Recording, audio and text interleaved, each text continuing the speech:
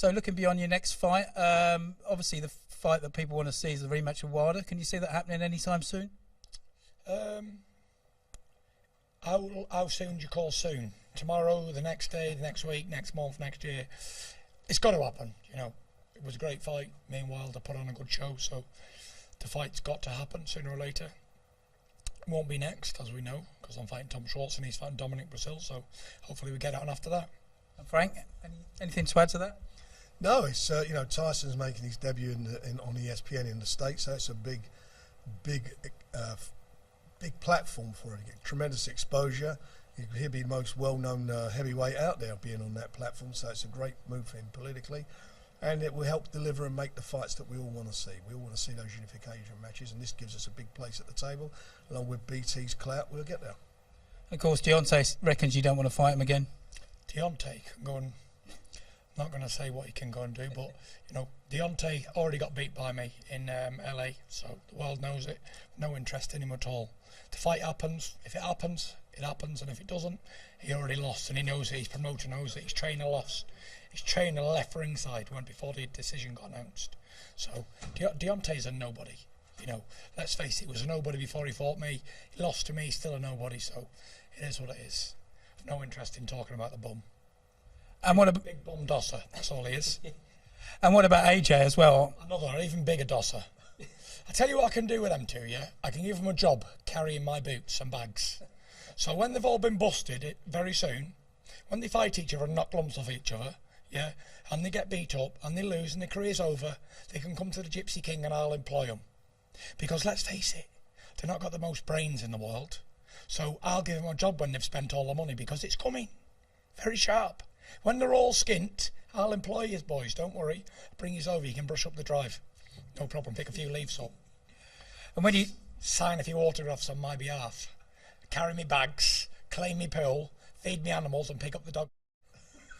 Because that's all you'll be good for sooner or later. And just one more for us finally. BT Sport is showing the Khan Crawford fight. Can you just give us a prediction how you think that's going to go? Yeah, that's a fight, you know.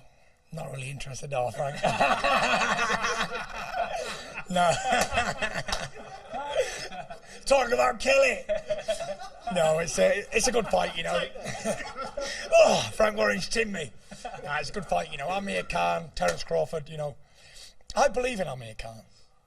Terence Crawford's probably the best pound-for-pound fighter in the world at the minute. Great fighter.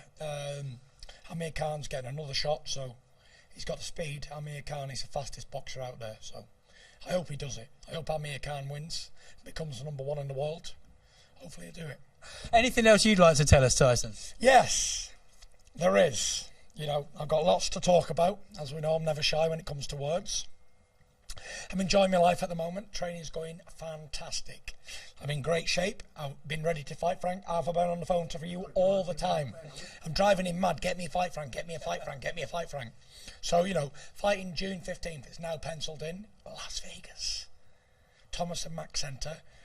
You know, as a little kid, I dreamed about getting to this level, boxing in Vegas. I never went to Vegas ever in my life because I made a promise to myself that I'd never go there unless I box there. And it's took me 30 years to get to this position, to box there. Finally gonna box there now on the biggest stage, the biggest division, and the biggest boxer in the world, me. And it's a dream come true. Looking forward to it. We've got some more dates, but I can't let them out the bag just yet. It's gonna be an exciting year. The ball's gonna roll, snowball. Keep it going. And a familiar face in your camp. Who's that? Billy Joe. Yeah, Billy Joe's in the camp, training very, very well as it goes. I've never seen Billy Joe look as sharp. When me and Billy Joe get together, it's like steel sharpening steel. We just gel, you know. He's trying to impress me, I'm trying to impress him. We bring the best out of each other, no doubt. When Billy Joe fights in 8 weeks, or whenever he fights, 10 weeks, he's going to smash it, I know he is. He's going to be a world champion again. Well, let's hope so, mate. What about old Frank Warren here? Come on, Frank.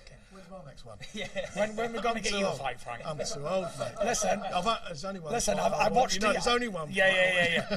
You put Eddie and Frank in a room, Frank's always going to come out on top. Even though he's a foot shorter and 30 years older, I'm backing Frank Warren to do you, Eddie. Yeah. Big Have your money on.